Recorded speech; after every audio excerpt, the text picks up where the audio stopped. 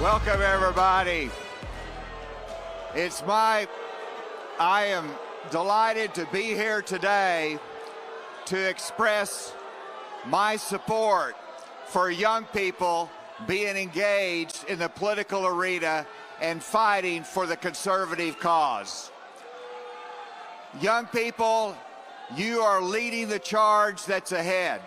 I just finished 8 years as governor of Arkansas. And yes, I'm running for president of the United States. We've got some great people that are running. And what we need is respect for those that might have a differing opinion. Oof. Oh no, Asa. Oh no. It's former governor of Arkansas, Asa Hutchinson, and current candidate for president.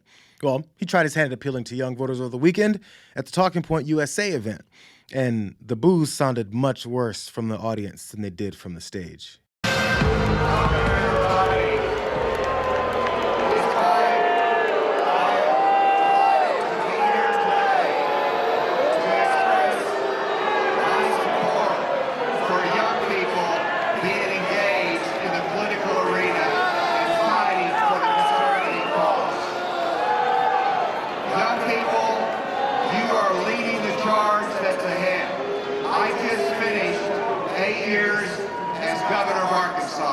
The boos came instantly. He didn't come out and talk about advocating for a living wage, insurmountable renting and housing costs, a lack of affordable health care, women's rights, education, all that. No, he didn't talk about anything that's actually relevant to Americans for them to boo about.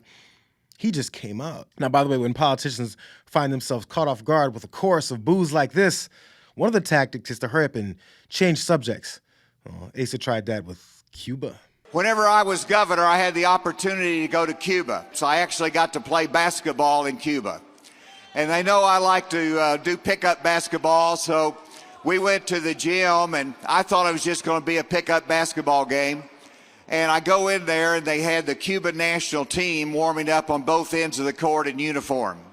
And then I saw referees there, and I said, I better back out. But it was too late. It didn't really work out for him. But I was beginning to feel bad for the guy because at this point, he's trying to win back the crowd. And anyone that was sitting there booing in the audience, who were they expecting to see at a TPUSA event? Not presidential candidates? Or maybe just one presidential candidate? There was enormous national pressure to distinguish essential and non-essential businesses. And whenever you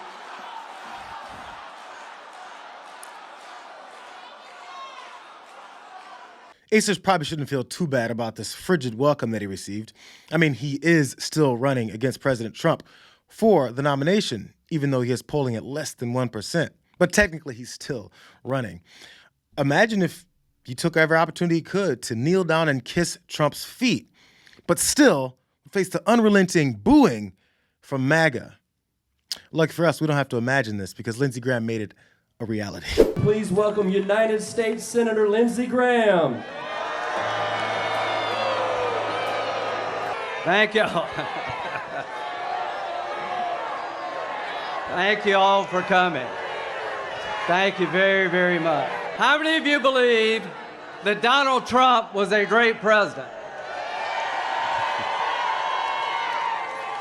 I come to like President Trump, and he likes himself, and we got that in common. Well, damn, that definitely didn't work at all. And see, the problem with frenemies of Trump is that they never really know where they stand. It's kind of like a mob movie, where they can't really tell how to behave around their unstable and potentially very vicious boss because he just might come out and make things much, much worse for you, like Trump did here. God bless President Trump. God bless America. You can make mistakes on occasion. Even Lindsey down here, Senator Lindsey Graham. We love Senator Graham. We're gonna love him. We're gonna love him.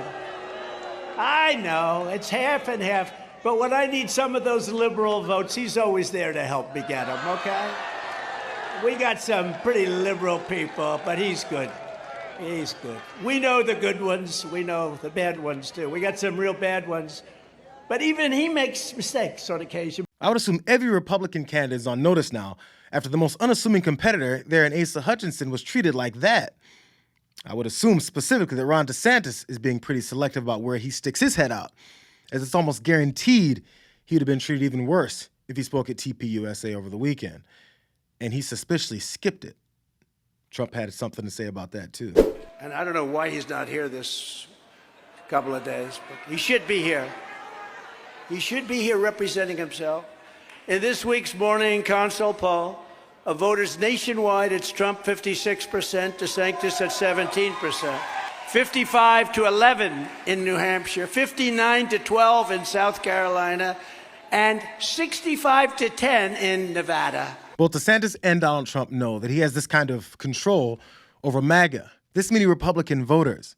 So where does Ron gain some footing as he stumbled out of the blocks and continues to kind of trip? I mean, the man that created his image in the likeness of Trump. Anybody here would do it. Project to get Judges are a priority. And honestly, big league. So good. I just thought you should know. He just might be the biggest cheerleader for those legal issues to finally catch up to Trump.